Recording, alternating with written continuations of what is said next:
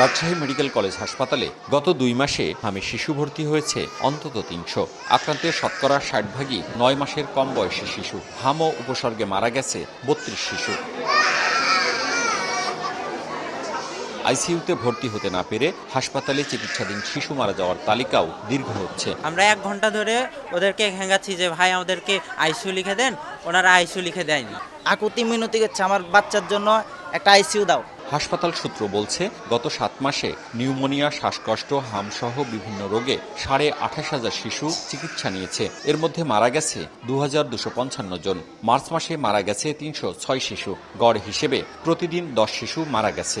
মৃতের হার 7.93%। যারা নিওনেট তাদের ডেথ রেট কিন্তু অনেক হাই, আর অন্য বড় বাচ্চা যেগুলো যাদের বয়স 29 দিন থেকে 12 বছর তাদের ডেথ রেট ওই আমাদের 1%-এর নিচেই বেশিরভাগ থাকে। ওয়ার্ডে রোগী ও স্বজনদের চাপে পা ফেলার জায়গা নেই। শয্যা সংকটে বেশিরভাগ রোগী মেঝেতে শুয়ে চিকিৎসা নিচ্ছে। শিশুরোগ বিভাগে 3টি ওয়ার্ডে 200 শয্যার বিপরীতে রোগী ভর্তি 1000। একটা করে বেডে 5টা করে বাচ্চা, 4টা করে বাচ্চা, বসতে দিচ্ছে না, জায়গা নাই। তারপর ছেলে একদম খারাপ হয়ে গেছে, ডাক্তার বলেছে থাকতেও পারে নাও থাকতে পারে। হাসপাতাল কর্তৃপক্ষ বলছে, সীমিত জনবল, আইসিইউ শয্যা ও যন্ত্রপাতি সংকট, অতিরিক্ত চাপ শিশু মারা যাওয়ার অন্যতম কারণ। এই পেশেন্টগুলো যখন আসে তখন অনেকেই কিন্তু খুব ক্রিটিক্যাল কন্ডিশনে আসে।